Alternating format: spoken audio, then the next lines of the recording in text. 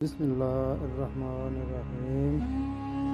رسول اللہ صلی اللہ علیہ وسلم لوگوں کو کسی کام کا حکم دیتے تو وہ ایسا ہی کام ہوتا جس کے کرنے کی لوگوں میں طاقت ہوتی۔ اس پر صحابہ رضی اللہ عنہم نے عرض کیا کہ یا رسول اللہ، ہم لوگ تو آپ ایسے نہیں ہیں، آپ تو معصوم ہیں اور آپ کی اللہ تعالیٰ نے کبھی کسی اور لغزشیں معاف فرما دی ہیں، اس لیے ہمیں اپنے سے کچھ زیادہ عبادت کرنے کا حکم فرمائیے۔ یہ سن کر آپ ناراض ہوئے اور تفریح آپ کے چہرہ مبارک سے ظاہر ہونے لگی۔ پھر فرمایا، بے شک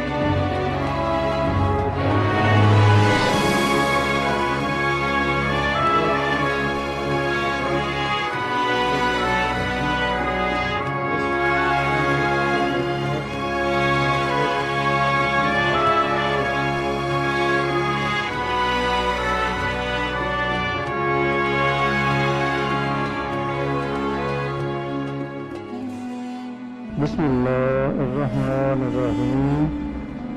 آپ صلی اللہ علیہ وسلم نے فرمایا، جس شخص میں یہ تین باتیں ہوں گی وہ ایمان کا مزہ پالے گا۔